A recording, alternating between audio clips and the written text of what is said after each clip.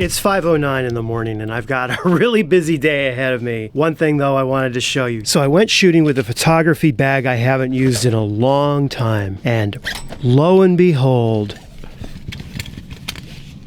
a lens hood and a lens cap. I lost these the first week I got my Fujifilm X-T2, as in years ago. They have been sitting in this bag. And now I found them. It's going to be a great day.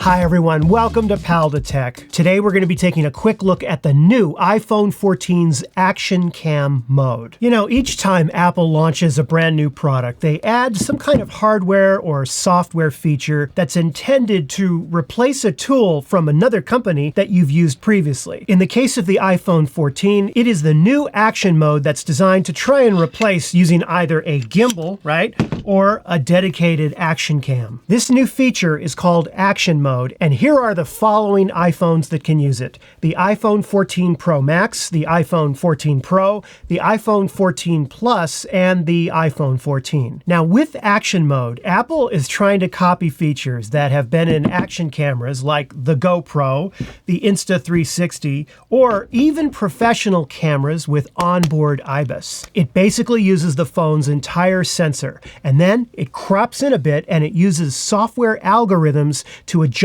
movement and smooth out your footage while you're shooting. And because of this, Action Mode is actually part of the phone's camera app and not the camera itself. Now to turn it on, you simply open up the camera app and go ahead and switch to video mode. Then, right before you begin shooting, you select the little Action Mode icon right here. You see it? This toggles Action Mode on and off. Now let's take a look at some testing that I performed side by side with both an iPhone 13 Pro with no Action Mode and a new iPhone 14 Pro with the Action Mode turned on. The footage on the left is from the iPhone 14 Pro. The footage on the right is from the iPhone 13 Pro. Now, in the first example, I'm simply holding the phones as steady as I can while walking. Have a look at this here.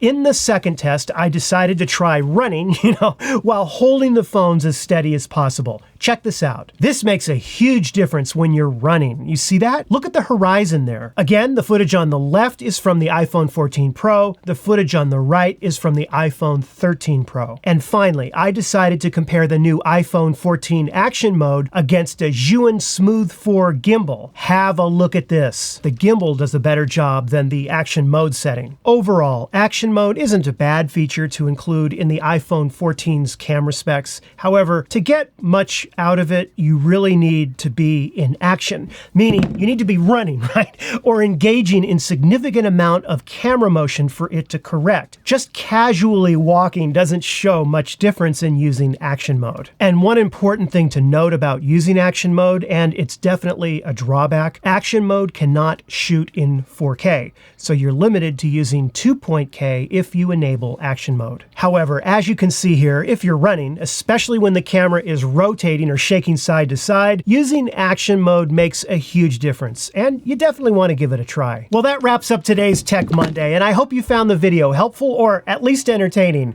And if you did, be sure to give it the like and subscribe. I'll see you in a new video very soon. Take care.